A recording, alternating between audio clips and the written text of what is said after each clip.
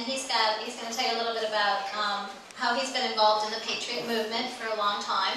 He had moved away, and we're very lucky. He moved back just 3 or 4 days ago.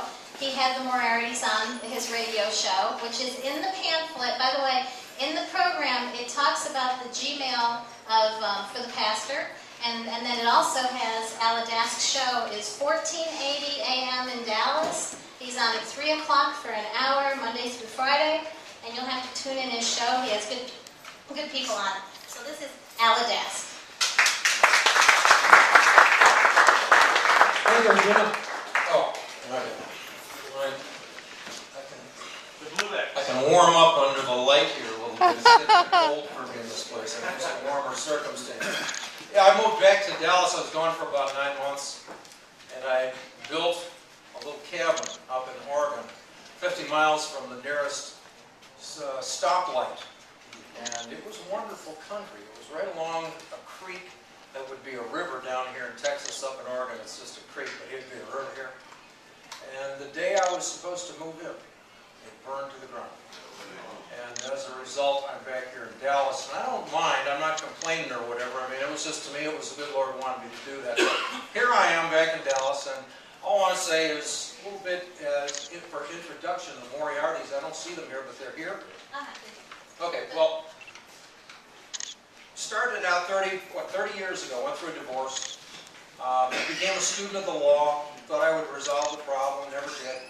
One thing led to another, and I helped start a group called Citizens for Legal Reform, and some of you in this room right now are associated with that group. We became the biggest legal reform group in the United States. As of 1996, we're averaging 325 people per meeting. I published a magazine called The Anti-Shyster for 12 years and supported myself doing it, and I'm proud of that. I did radio programs for most of the last 20 years.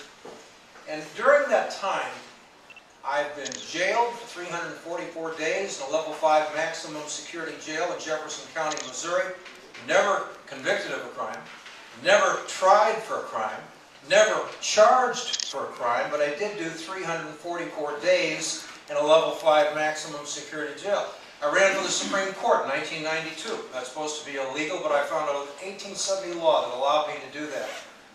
Been sued by the Attorney General of Texas for $25,000 per day. That's $9 million per year. Stopped him with a freedom of religion defense.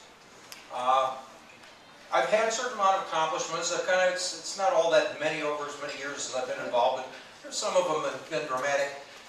But most of the time I've offered opinions, and I've offered hypotheses, and I've offered conjecture. I give people I make presentations based on inference and deduction and logic, and I can kind of connect dots, and I can say, okay, I see this happening here, and this happening here, and if that's happening, then it follows that something else must be true. And I make those presentations, and that's been the essence of what I've done for most of the last 20 years now on both radio and the magazine. But the Moriartys that are here tonight are doing something that's much different from what I've done. And they have real evidence. Right? They aren't here based on mere conjecture. They're not here based on mere speculation. They have seen things that would probably make many of us in this room vomit. They have been through a kind of hell. And while they are in that hell, they have collected real evidence. And while folks like myself have conjecture and opinion, these people have some facts. And so I expect we're going to see a significant and dramatic presentation tonight. And having said that, if they're ready to go, I'm ready to leave. Okay?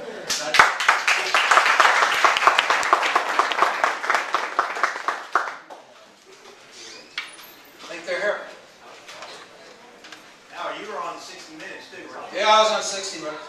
I was on Coast to Coast and French radio, Norwegian TV, and been big fish in a small pond for Well, do you the last 20 consider years. yourself fortunate that you weren't actually charged with a crime?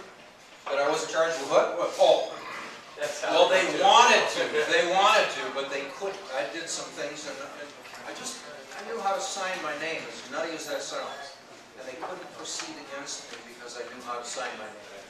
And maybe Listen, that's another story, but it's just, and that was grace of God. That was the grace of God. He did something when I signed my name on a waiver of extradition. Things happened that turned out much better than I could have anticipated. Are you, Jimmy? Jimmy, I talked to you on the radio program. Your wife is Joanne? Joanne, are you coming up here, or is it just... I am, just as I get this hooked up. Okay, well, I'll hand the microphone over to you, and, Thank you, Alan.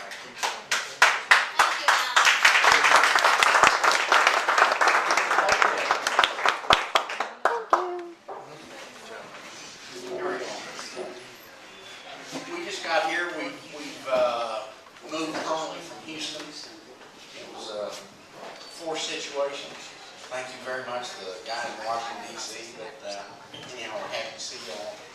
Thank you all very much for coming. You know, it's very important. Hold the mic right up to your mouth. Okay, very important that folks like you all hear what we've got to say, hear what happened to us, and make a determination of